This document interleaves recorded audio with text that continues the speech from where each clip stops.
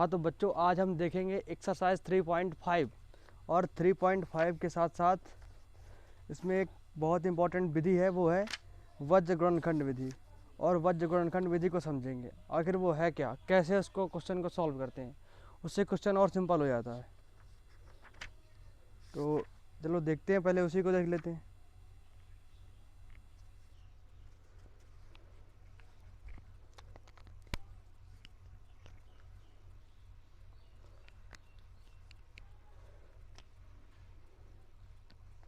तो देखो, जो ये हमारी वज्र गुणनखंड विधि होती है, कौन सी?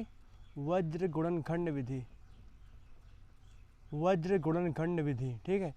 तो इससे क्या होता है कि इससे हम जो दो वेरिएबल वाले जो समीकरण होते हैं ना, उनसे उन्हें सॉल्व करते हैं और उससे एक्स और वाई की वैल्यू ही निकालते हैं और कुछ नहीं, इससे भी, ठीक है। तो मैं बताता हूँ कि इसको आखिर कैसे करना होता है। देखो, मान लो हमें दो मानक समीकरण दिए हुए हैं, कौन से? a1x plus b1y plus c1 equal to 0।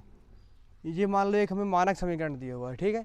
और जो दूसरा समीकरण दिया हुआ है वो मान लेते हैं a2x plus b2y plus c2 equal to 0, ठीक है। समीकरण नंबर 2 इस तरह दिया हुआ है, ठीक है।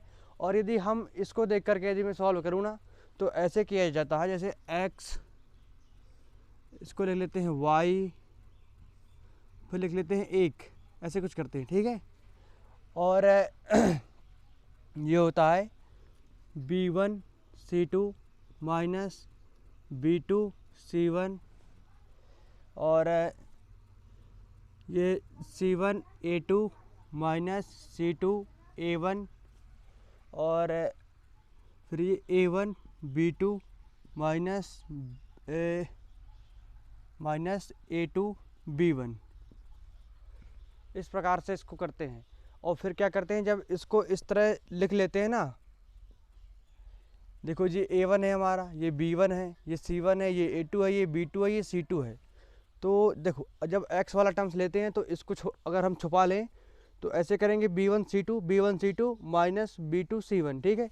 और फिर जब y वाला टर्म्स को वो करते हैं तो इसको जब छुपा लेते हैं तो ये होता है a2 c1 minus a1 c2, ठीक है।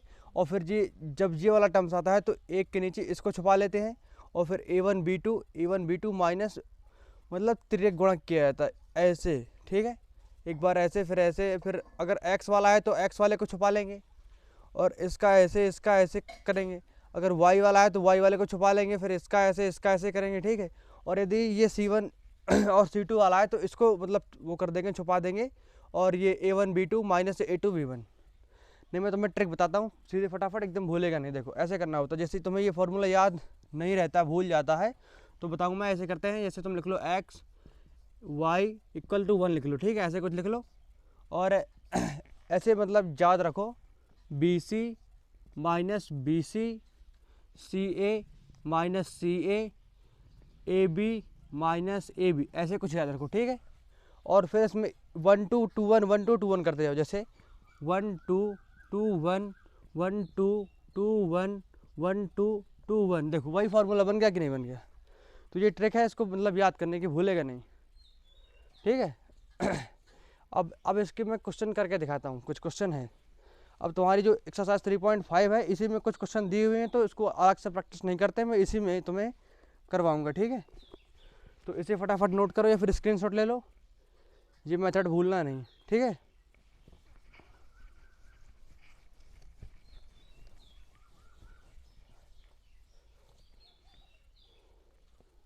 देखो, मैं इसको करके दिखाता हूँ। जो प्रश्नावली हमारी 3.5 है, प्रश्नावली 3.5 है जो हमारी, क्या बोल रहा है? निम्न रैखिक समीकरणों के युग्म में किसका एक अद्वितीय हल है? वो पूछ रहा है किसका एक अद्वितीय हल है, ये पूछ रहा है किसका है, जो यानी कि जो क्वेश्चन दिए हुए हैं, किसका जो है अद्वितीय हल है, क्या है? अद्वितीय हल है। ये क्वेश्चन की बात हो रही है, क्वेश्चन नंबर जो पहला है हमारा, वो बोल रहा है कि किसका एक अद्वितीय हल है और किसका कोई हल नहीं है। अच्छा, ये बताना किसका अद्वितीय है, किसका कोई नहीं है, किसका क्या है कि कोई हल नहीं है, ठीक है। और किसके अपरिमित रूप से अनेक हल हैं, किसके क्या है अनेक हल हैं, हमें पहले बात ये बताना है, ठीक है। ये क्वेश्चन बोल रहा है और फिर बोल रहा है अद्वितीय हल की स्थिति में इसे वज्र गुणनखंड विधि से सॉल्व कीजिए। अगर हमें लगे कि अद्वितीय है तो उसे वज्र गुणनखंड विधि से सॉल्व करना है।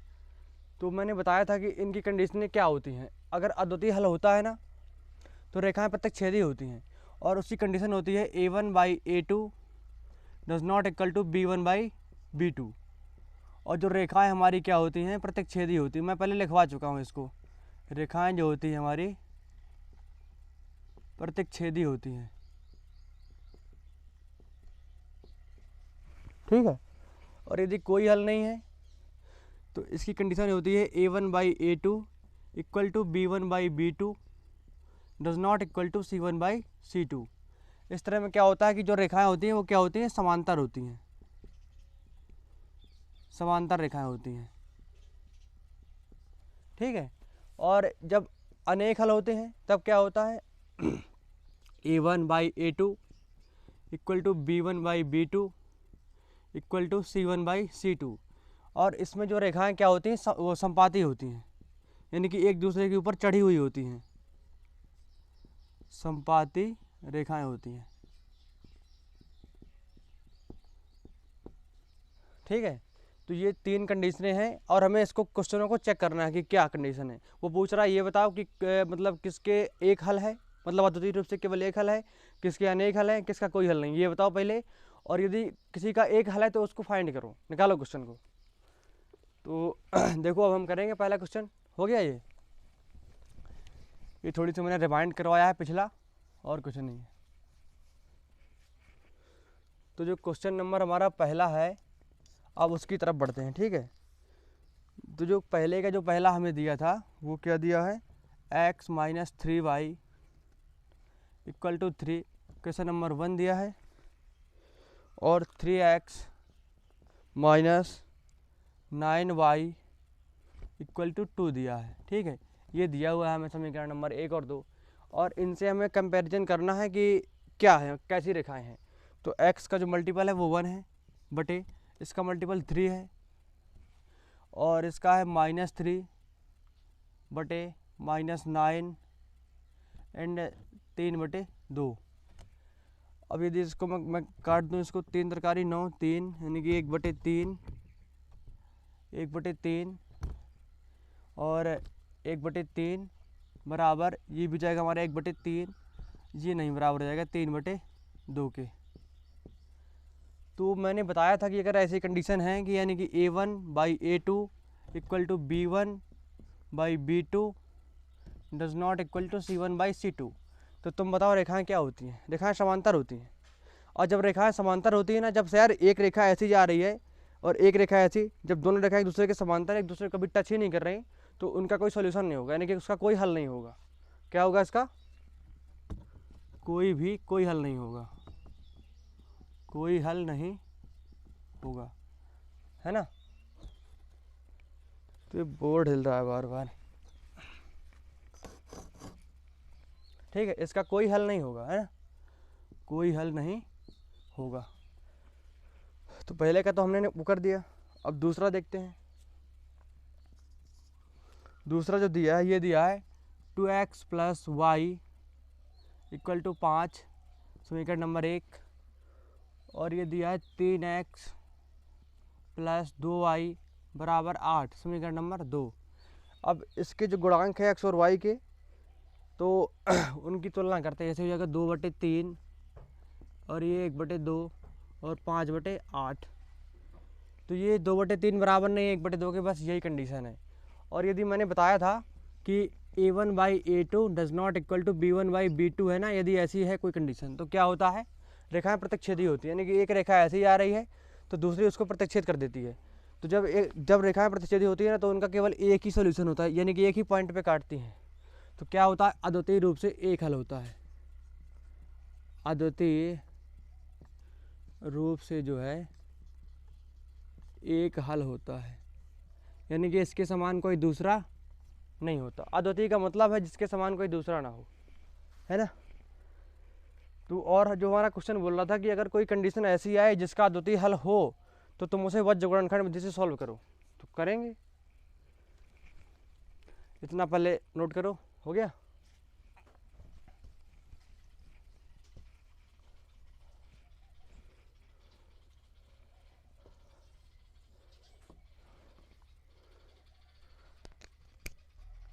इसको हम सॉल्व करेंगे वज्र से। तो पहली बात ये लिख लें, 2x plus Y minus 5 equal to 0, यानी कि 5 को मैं अंदर ले गया, और ये 3x plus 2y minus 8 equal to 0। ठीक है। और मैंने बताया था कि x बटे b1c2 minus b2c1 equal to y बटे c1a2 minus c2a1 equal to 1/a1b2 minus a2b1। ठीक है। तो x की जगह पर x लिख लेंगे, कुछ नहीं। और b1 देखो, ये हमारा a1 है, इसका मल्टीपल b1 है और वो c1 है। कहो तो लिख देता हूँ। ठीक है। इसमें जो हमारा a1 है ना, a1 equal to 2 and a2 equal to 3, b1 equal to 1, b2 equal to 2 and c1 equal to -5 और c2 इक्वल टू -8। समझे?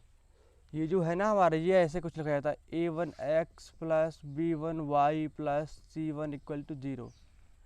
तो अब इससे हम तुलना करेंगे, a1 है तो 2 है, b1 हमारा y का जो मल्टीपल है वो 1 है, और c1 जो -5 है।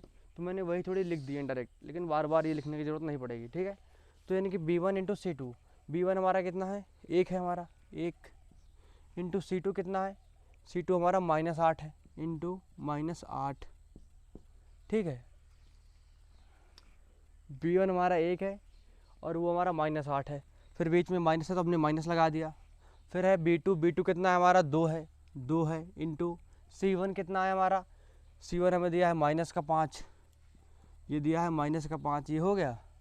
ये कोष्टक मैंने इसलिए लगा दिया क्योंकि अभी जब कोष्टक खोलेंगे तो ये प्लस का हो जाएगा, अभी मैं बताऊंगा। ठीक है। और y बटे जो है c1a2, तो c1 कहाँ है हमारा, c1 हमारा -5 है, इंटू a2 जो है हमारा, a2 कितना है, 3 है ये, फिर माइनस c2 कितना है, c2 जो हमारा है -8 है, इंटू a1 कितना है हमारा, 2 है। हो गया ये।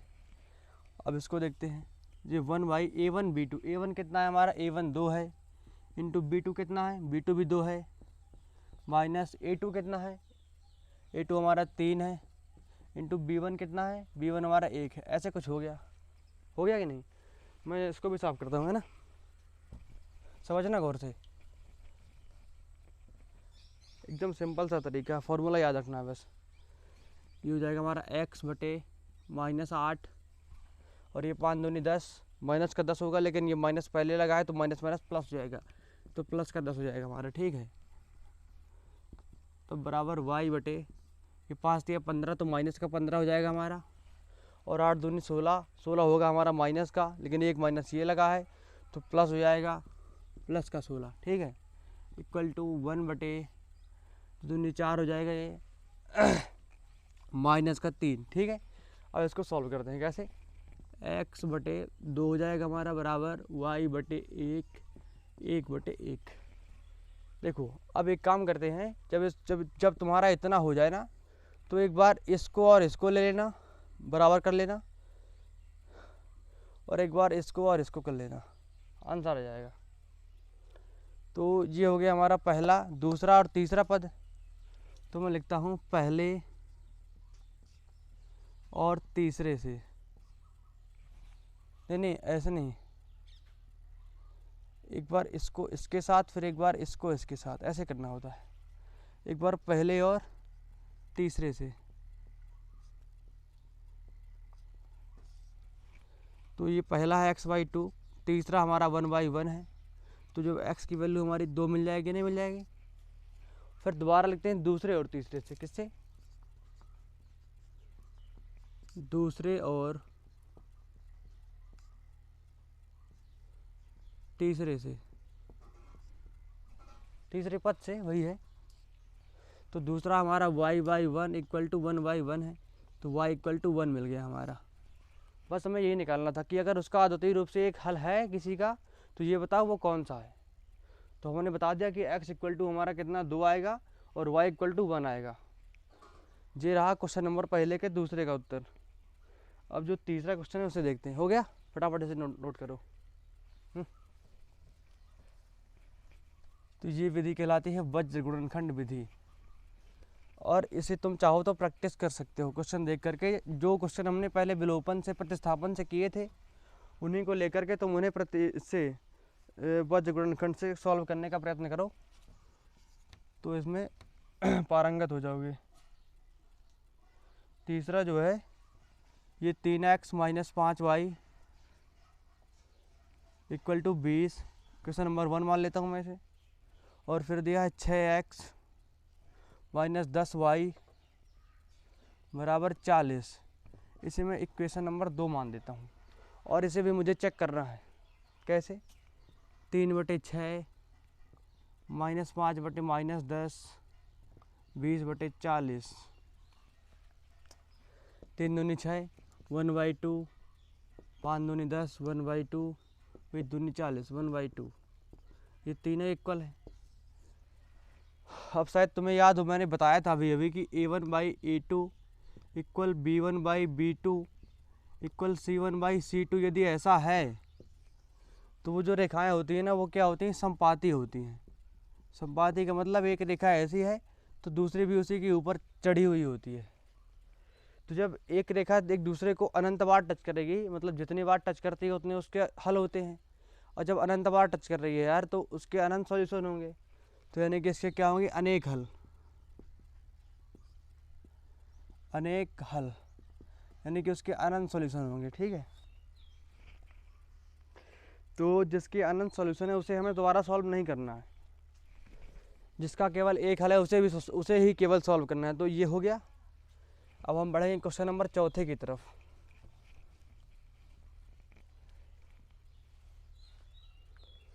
जो चौथा है, पहले के ही चल रहे हैं अभी। x minus 3y minus 7 equal to 0, question number 1। And 3x minus 3y minus 15 equal to 0, समीकरण नंबर 2 है ना। और इसको भी मैं चेक करके दिखाता हूँ। 1/3 माइनस 3y माइनस 3, तो 1/3 हो जाएगा ये डज नॉट इक्वल टू 1/1। तो जब ऐसी कंडीशन हो, कैसी? a1/a2 doesn't equal to b1/b2, तब ये जो कंडीशन है ना, वो ये कहलाती है प्रतिच्छेदी रेखाएं। क्या कहलाती है? प्रतिच्छेदी रेखाएं। प्रतिच्छेदी रेखाएं। और जब रेखाएं प्रतिच्छेदी होती हैं, एक जाती है ऐसे और एक जाती है ऐसे, तो एक ही पॉइंट पर कट करती हैं। और अगर जब एक ही पॉइंट पर कट करते हैं, मैं बता चुका हूँ कि जितनी बार कट करेगी, जितनी बार स्पर्श करेगी, उतने सॉल्यूशन होंगे। देखो, समांतर में एक भी बार टच नहीं करती तो उसका कोई सॉल्यूशन नहीं होता, और संपाती में एक दूसरे के ऊपर ही होती है, मतलब सैकड़ों बार टच करती है, अनंत बार, तो उसके अनंत सॉल्यूशन होते हैं। और प्रतिच्छेदी में जो क्या होता है, ऐसे करके केवल एक बार काटती है तो उसका एक अद्वितीय रूप से एक ही हल होता है। और यदि एक ही हल है, क्वेश्चन का ये कहना है कि अगर एक ही हल है तो तुम उसे वज्र गुणनखंड से सॉल्व करो। तो हम उसे वज्र से सॉल्व करने का प्रयास करते हैं। देखो, कुछ नहीं, ऐसे कर देते हैं। x/b1 c2 minus b2 c1 equal to y/c1 a2 minus c2 a1 equal to 1/a1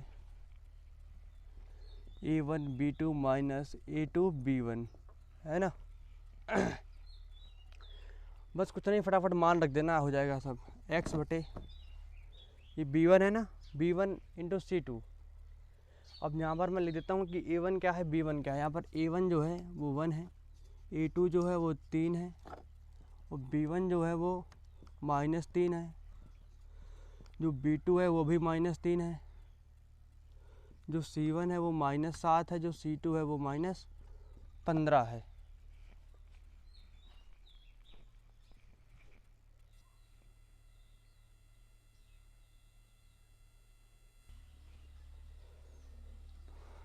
तो ये लिखा है B1 C2, ठीक है।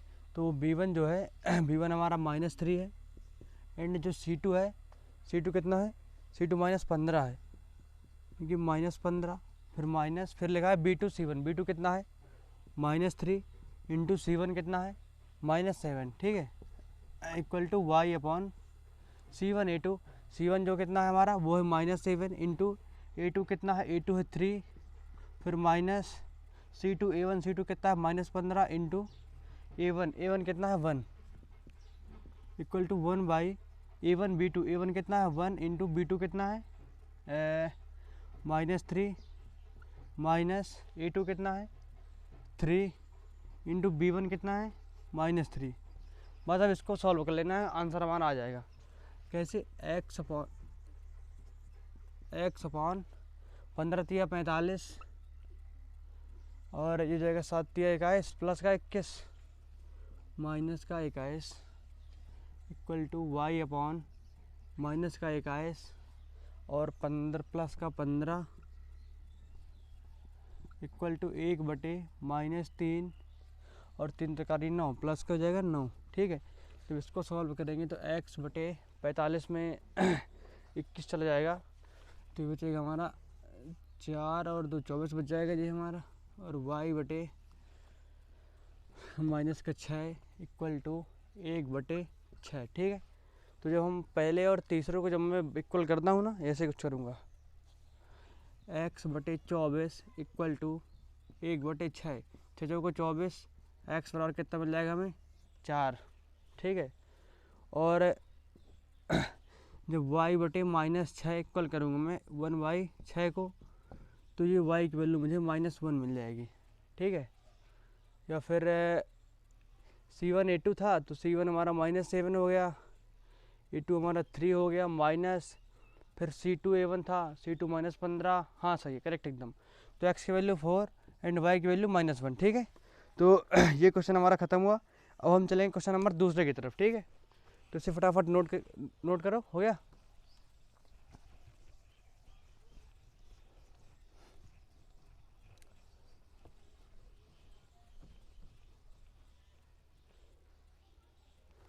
ये जो क्वेश्चन हमारा दूसरा है, ये क्या बोल रहा है, ये बोल रहा है ए और बी के किन मानों के लिए निम्न रैखिक समीकरणों के अपरिमित रूप से अनेक हल हैं। क्या बोल रहा है, किन के लिए जो हैं अपरिमित रूप से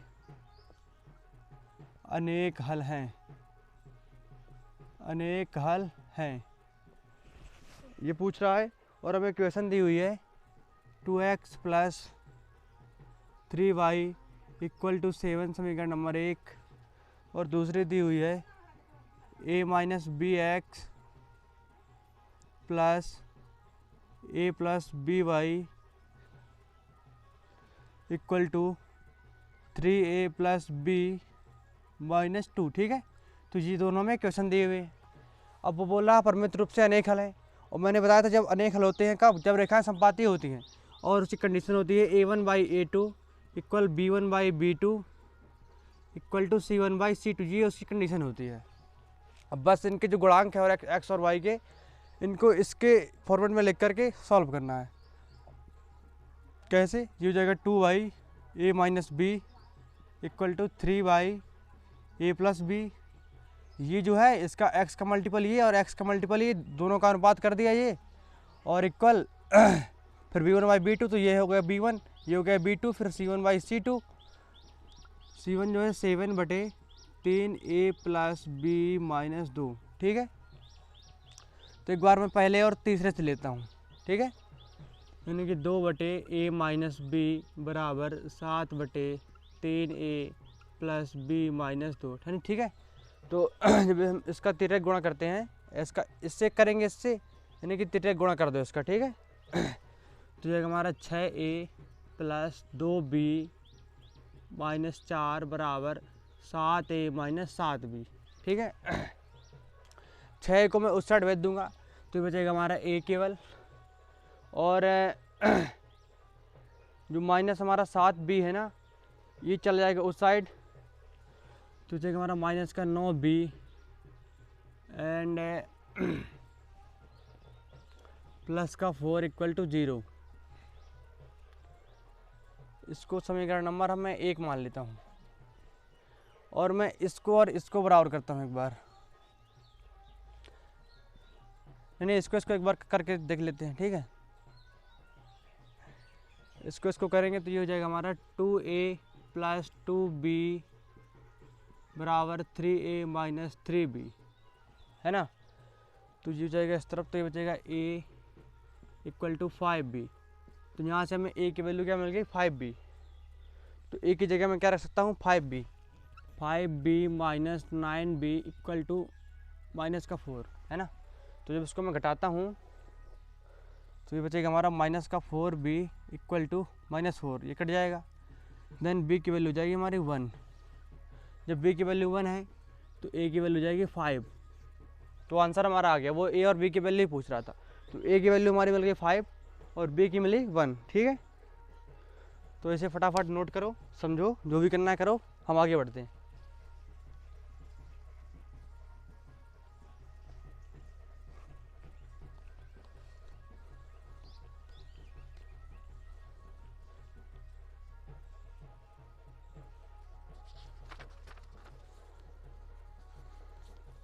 ये दूसरे का दूसरा क्वेश्चन है, एक क्वेश्चन नंबर दूसरे का ही दूसरा है। ये बोल रहा है के किस मान के लिए रैखिक समीकरणों का कोई हल नहीं है।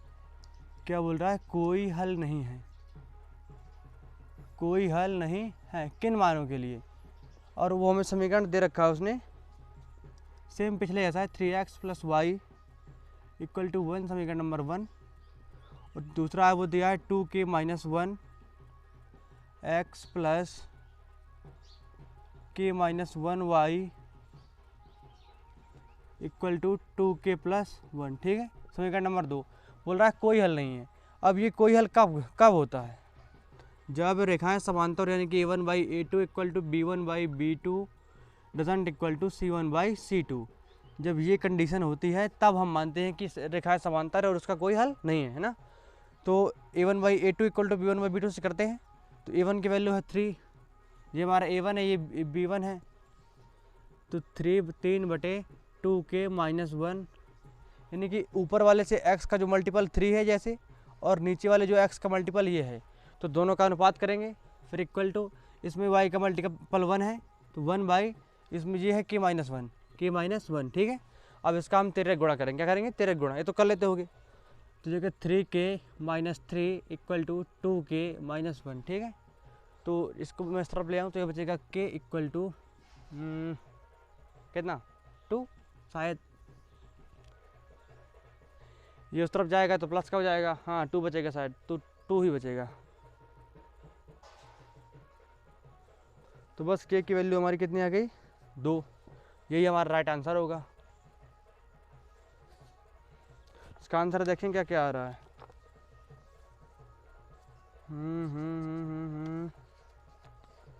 इसका जो आंसर है, हाँ सही, एकदम सही है, 2 ही आ रहा है। तो इसे फटाफट नोट करो, फटाफट एकदम, और अब आगे की तरफ बढ़ते हैं। हो गया।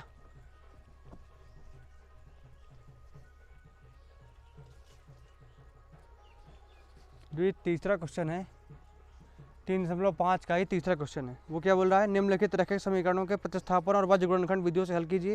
यानी कि प्रतिस्थापन से भी सॉल्व करो और वज्र से भी सॉल्व करो, और फिर बताओ तुम किसे उपयुक्त मानते हो। तो ये क्वेश्चन अब केवल तुम्हारा है, तुम अपना खुद कर लेना, मैं तो केवल लिखे दे रहा हूँ बस। ये 8x प्लस, ये होमवर्क समझो, equal to 9 and 3x plus 2y equal to 4। इसको तुम्हें प्रतिस्थापन से भी करना है।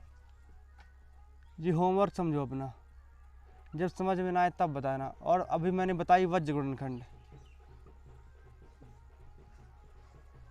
ठीक है। तो दोनों से ट्राई करो अपना, और ये बताओ कि कौन सी विधि अधिक उपयुक्त है। आगे बढ़ते हैं फिर। ये क्वेश्चन नंबर हमारा 4 है। नहीं तो इस लेक्चर को यहीं पर ख़त्म करते हैं, बस 3 हो गए। और अगले लेक्चर में हम क्वेश्चन नंबर 4 के जो भी क्वेश्चन दिए हुए हैं 4-5 तो उन्हें डिस्कस करेंगे, ठीक है।